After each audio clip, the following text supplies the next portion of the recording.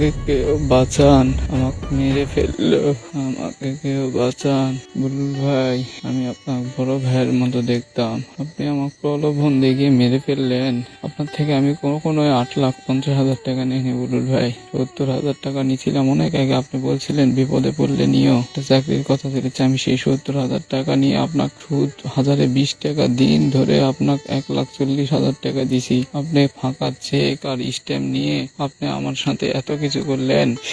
Stamp আর check রাখে আমাকে আজকে আপনি কি করছেন, 10,45,000 টাকা পাই, সব বাদ দিয়ে 8,50,000 টাকা আমি তাও দিতে চাইলাম। আমি টাকা নিয়ে আসতেছিলাম আমি মহাদেবপুর থেকে, আপনি ছাড়া আর কেউ জানতো না। ভাই ভাই, আপনি আমার পিছনে লোক লাগে দিয়ে আমাকে মেরে ফেললেন। ভাই, ওরা আমাকে খুঁজেছে, আমি লুকিয়ে আছি। ভাই ভাই রে, আমি নজিপুরের সকল ছাত্র জনতার কাছে অনুরোধ করেছি, আমি ওর থেকে মাত্র 70,000 টাকা নিয়েছিলাম, আমি ওকে দিছি আগে 7 লক্ষ টাকা। আবার আজকে 10 লাখ টাকা আমি এক জায়গা থেকে নিয়ে এসেছিলাম ওকে দিব বলে, 8,50,000। তাও মান সম্মান, ওই রাজনীতিক ভয় দেখাতো, এখন আসি বিএনপির ভয় দেখায়। মান সম্মান, বাড়িতে আসবে, সবাইকে নিয়ে বসবে, পুলিশ দেখবে, আমার কাছে ডকুমেন্ট আছে। ওই আমার জোর পূর্বক আবার পরে স্ট্যাম্প করে নেয় যে 8,50,000 তোমার থেকে আমি পাই, কিন্তু আমি 1 টাকাও নিইনি ওর থেকে। আমি 8,50,000 নিয়ে করবো কি? ওর ওই এইগুলা করে এত কিছু, ওর বাপ ভ্যান চালায় আর ও এখন হচ্ছে কোটিপতি। ভাই, আমি বিচার চাই, আমার মা ছাড়া আর কেউ নাই। আমার মাকে কে দেখবে ভাই?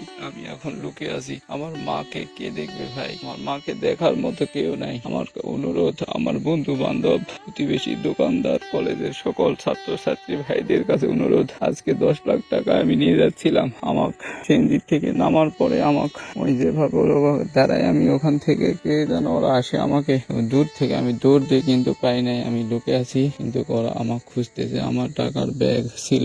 ওরা আবার বলেছে আবার যে বুলবুলের বাড়িতে ধরে টাকা নিয়ে আসবে, আমার কাছে ডকুমেন্ট আছে। ভাই, আমি কি অপরাধ করছি ভাই? ভাই, আমাকে শেষ করে দিলেন। বড় ভাই, আমার মাকে কে দেখবে, আমার ভাগনাদেরকে দেখবে, আমার বোনকে কে দেখবে? আমার বাবা নাই, আমাকে আপনি শেষ করে দিলেন ভাই। এই এতিম বাচ্চাটাকে আপনি মেরে ফেললেন। আল্লাহ আপনার বিচার করবে ভাই। আমার সকলের কাছে অনুরোধ, আমি ওর 17 লক্ষ টাকা দিয়েছি, আজকের এই 10 লাখ ওই নিচে, ওই পাঠাইছে সবাইকে। আমাকে 17 লক্ষ টাকা আমার মায়ের হাতে পৌঁছে দিবেন। ওর থেকে ওই এখন 80 থেকে 90 লাখ টাকা মালিক। এই সব করে আমাকে ওই বেচতে দিল না, ওই 90 লাখ টাকার মালিক আমাকে ওই বেচতে দিল না। প্লিজ আপনারা এই বিচার করবেন, আমি আর আমাকে আর বাঁচিয়ে রাখবে না, আমি শেষ। আপনারা আপনারা এই বিচার করবেন। আমার মা এতিম, আমার মায়ের কেউ নাই, আমার কিচ্ছু নাই, এখন আমি নিঃস্ব একদম।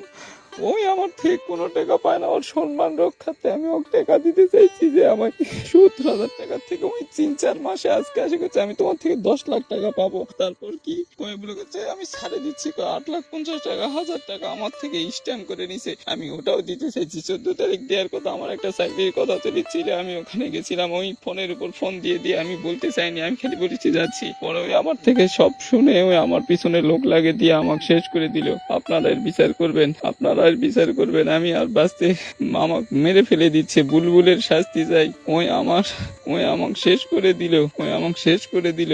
বুলবুলের শাস্তি চাই। আমার মায়ের হাতে ওর থেকে 17 লক্ষ টাকা নিয়ে দিবেন। আমি ছাত্র জনতার কাছে অনুরোধ করেছি, আমার 17 লক্ষ টাকা নিয়েছে, আমি ওর থেকে মাত্র 70,000 টাকা নিয়েছিলাম। ওই আমাকে প্রলোভন দেখিয়ে স্ট্যাম্প করে নিচে, আমার জমি বিক্রি করে হলেও ওই টাকা নিবে, এটা সেটা ওই শুধু রাজনৈতিক পাওয়ার।